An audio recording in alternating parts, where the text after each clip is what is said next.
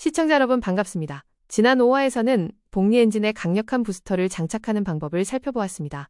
소득을 늘리고 비상금을 만들고 자동투자 시스템을 구축하고 배당금을 다시 일하게 만드는 방법까지 알아봤지요. 그런데 여기서 끝이 아닙니다.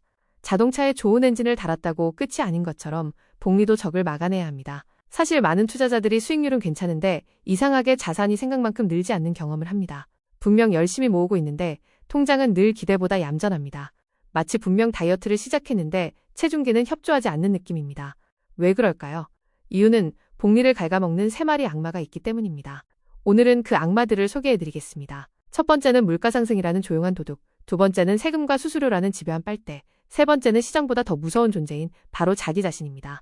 투자 세계에서 가장 위험한 적이 될 수도 있다는 사실, 오늘 한번 웃으면서 살펴보겠습니다. 첫 번째 악마는 인플레이션입니다. 투자자들이 가장 과소평가하는 존재이기도 합니다. 왜냐하면 이 친구는 티가 안 나기 때문입니다. 세금처럼 문자도 안 오고 수수료처럼 거래 내역에도 안 찍힙니다. 그냥 조용히 돈의 힘을 빼앗아갑니다. 예를 들어 내 자산이 올해 5% 늘어났다고 해보겠습니다. 기분 좋습니다. 축하도 하고 싶습니다. 그런데 물가가 4% 올랐다면 실제 구매력은 1%밖에 늘지 않은 셈입니다. 숫자는 커졌는데 기분은 생각보다 별로인 이유가 여기에 있습니다. 예전에는 10,000원 들고 마트 가면 제법 무게감이 있었는데 요즘은 장바구니가 그걸로요? 하고 쳐다보는 것 같은 느낌이 들지 않습니까? 이것이 인플레이션입니다. 그래서 많은 사람들이 착각합니다.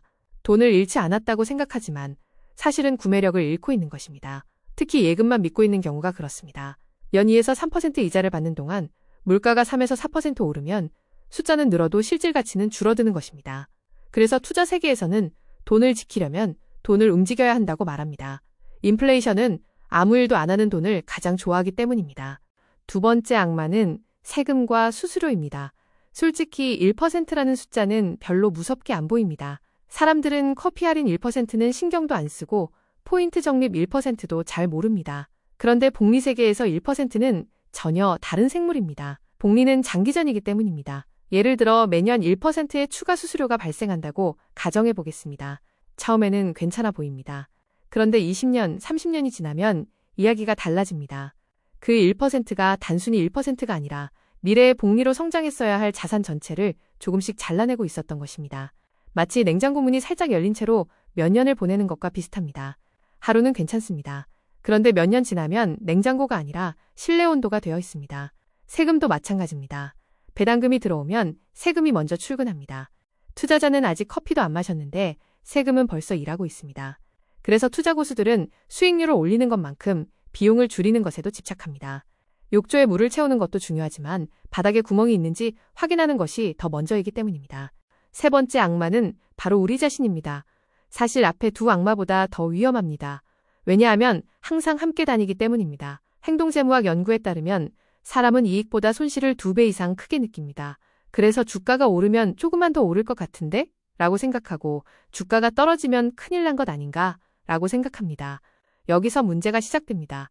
하락하면 공포 때문에 팔고 오르면 불안해서 뒤늦게 삽니다. 결국 비싸게 사고 싸게 파는 이상한 예술을 창조하게 됩니다.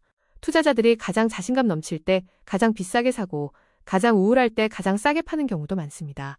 게다가 사람은 움직이고 싶어 합니다. 그냥 있으면 불안하기 때문입니다.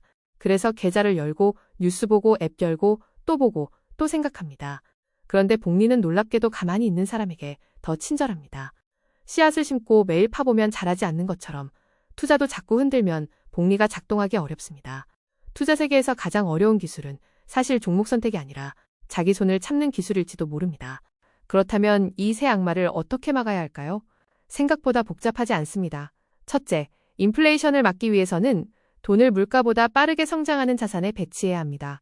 그냥 현금으로만 들고 있으면 인플레이션은 매일 조금씩 이기고 있습니다. 둘째, 세금과 수수료를 줄여야 합니다. ISA, IRP, 연금저축 같은 절세계좌를 활용하고 낮은 보수의 상품을 사용하는 것이 중요합니다. 솔직히 수익률 1% 더 올리기는 어렵지만 비용 1% 줄이기는 의외로 쉽습니다. 셋째, 행동 편향을 막기 위해 시스템을 만들어야 합니다. 자동이체, 자동매수, 전기투자 같은 장치가 필요한 이유도 이것입니다. 인간의 의지는 생각보다 변덕스럽습니다. 어제의 나는 장기투자를 결심했는데 오늘의 나는 미국 증시를 걱정하며 계좌를 열어봅니다. 그래서 시스템은 의지보다 강합니다. 훌륭한 투자자는 감정이 없는 사람이 아니라 감정이 투자 결정을 못하게 만드는 사람입니다. 오늘 내용을 정리해 보겠습니다. 복리를 방해하는 새 악마는 인플레이션, 세금과 수수료, 그리고 행동 편향입니다.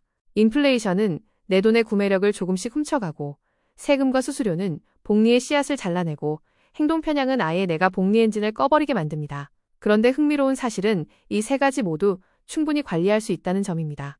투자 세계는 종종 엄청난 수익률 경쟁처럼 보입니다. 하지만 실제로 오래 살아남은 투자자들은 화려한 사람보다 실수를 적게 한 사람인 경우가 많습니다. 복리는 천재에게 주는 상이 아니라 꾸준한 사람에게 주는 보너스에 가깝습니다. 그래서 투자의 핵심은 엄청난 수익률을 추구하는 것이 아니라 쓸데없는 실수를 줄이는 것입니다. 이제 다음 마지막 7화에서는 이 모든 과정을 거쳐 도달하게 되는 최종 목적지, 경제적 자유와 삶의 주권에 대해 이야기해 보겠습니다. 드디어 복리의 여정이 어디를 향해 달려왔는지 그 마지막 장면을 함께 확인해 보겠습니다.